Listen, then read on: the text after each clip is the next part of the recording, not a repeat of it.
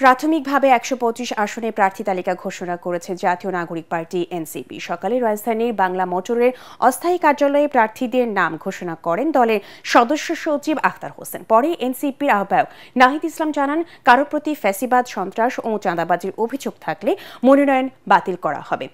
এছাড়া সম্প্রতি নির্বাচন প্রচারণা নিয়ে নানা অভিযোগে তীর বিএনপি জামায়াতের ওপর তুলেন নাহিদ ইসলাম। বলেন, আগের মতো মাফিয়াতন্ত্র চলছে এই দুই দলেই। ঐশী গোস্বামী প্রমাণ রিপোর্ট। আসন্ন ত্রয়োদশ জাতীয় সংসদ নির্বাচন উপলক্ষে প্রাথমিকভাবে ১২৫ আসনে প্রার্থী তালিকা ঘোষণা করেছে জাতীয় নাগরিক পার্টি এনসিপি। আগামী ত্রয়োদশ জাতীয় সংসদ নির্বাচনে জাতীয় নাগরিক পার্টি এনসিপির যারা প্রাথমিক মনোনয়ন প্রাপ্ত আছেন তাদের তালিকা আমরা আজকে প্রকাশ করব। রাজধানীর বাংলা মোটরে এনসিপির অস্থায়ী কার্যালয়ে সংবাদ সম্মেলনে প্রার্থীদের নাম ঘোষণা করেন সদস্য সচিব আখতার হোসেন। দেশের উন্নয়ন ও রাষ্ট্র সংস্কারে জনগণ এনসিপিকেই ভোট দেবে বলে প্রত্যাশা জানান তিনি। পঞ্চগড় ১ মোহাম্মদ সার্জিস আলম, ঢাকা ৯ ডাক্তার তাসনিম জারা, ঢাকা ১১ মোহাম্মদ নাহিদ ইসলাম। মনোনয়ন স্বচ্ছ ও নিরপেক্ষ হয়েছে বলে জানিয়েছেন প্রার্থীরা।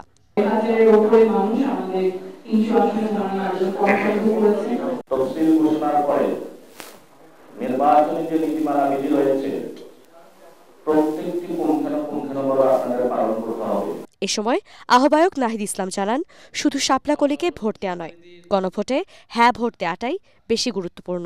এবারে নির্বাচন শুধুমাত্র ক্ষমতা পরিবর্তনের নির্বাচন না, এবারে নির্বাচনটা গণভোট, এটা যাতে আমরা কেউ ভুলে না যাই। বিএনপি বা জামায়াতে ইসলামের সন্ত্রাসী কর্মকাণ্ডের কারণেই তাদের সাথে এনসিপি জোট করেনি বলে জানান দলটির আহ্বায়ক। আমরা দেখছি বিভিন্ন জায়গায় অস্ত্রের মহড়া হচ্ছে। বিএনপি জামাত উভয় দল থেকে আমরা এই ধরনের সংস্কৃতি দেখছি। আমাদের সদস্য সচিব যখন সেটা একটা বক্তব্যের বিরোধিতা করেছে, জামাত ইসলাম থেকে সেটার একটা প্রতিবাদ জানানো হয়েছে মিথ্যা। ফলে এই ধরনের কাজগুলো কিন্তু হচ্ছে। নির্বাচনে রাষ্ট্র সংস্কারের পক্ষের শক্তির সাথে এনসিপি জোট করবে বলে জানান নাহিদ ইসলাম।